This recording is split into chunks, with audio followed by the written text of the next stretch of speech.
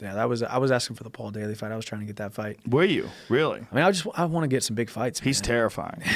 That motherfucker can hit. He can. Woo! Yeah, for about a minute and a half, and then you just break his will. Well, his grappling has always been his Achilles heel, Yeah. but god damn, that left hand is a missile. Yeah, that Lorenz Larkin fight where he like knocked him out on his feet, and he was just kind of like there but not really there. Paul Daley can do that to anybody. His that left hand he has, that to me was that was one of the most frustrating ones when he fought Josh Koscheck and threw that punch afterwards, and he got kicked out of the UFC basically forever.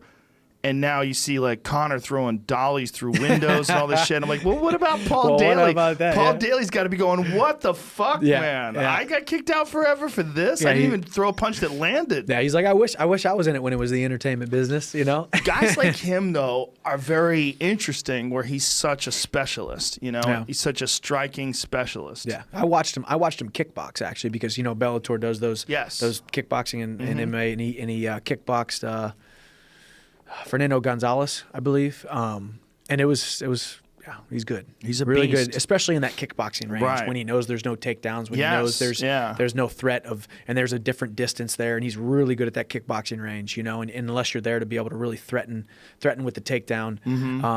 He's going to be on his game. And one of my favorite fights of his forever will be that fight with Nick Diaz, which was just fucking one round of chaos. Just chaos until Nick Diaz overwhelmed him. Yeah. But Nick just puts that crazy triathlon pace on you where you just can't keep up with him. Dude, I know. It just doesn't give you any break. I know. And those guys have, both Nick and Nate have done a very good job of not being afraid to take some damage, let guys really swarm them. And they do have that cardio, but I think they just have that Stockton just confidence and almost just like that. The funny thing is, like, me and Michael Johnson sparred numerous times where we're kind of like talking to each other because that was against my nature, like that cocky braggadocious talking during a fight type of deal. I mean, once again, that's practice of almost an alter ego, almost a little bit different. In my last couple fights, you've seen me be more present, talking a little bit, almost kind of egging them on, like not being afraid. It used to just be like business,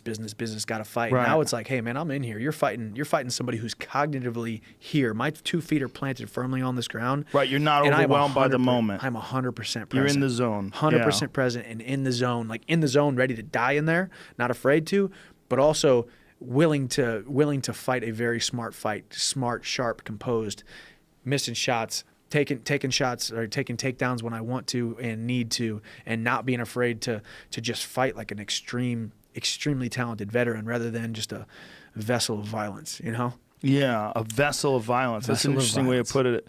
To think of yourself as a professional, like doing your best to execute your skill set in such an extreme circumstance. Cool. And how many fights have you had now?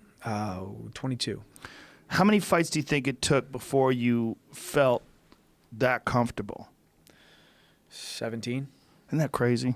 Yeah, man. That's a lot. I'm not joking. It's ridiculous. I mean, I wonder why. I know why so many people they have a short MMA career and then they're done. It's hard.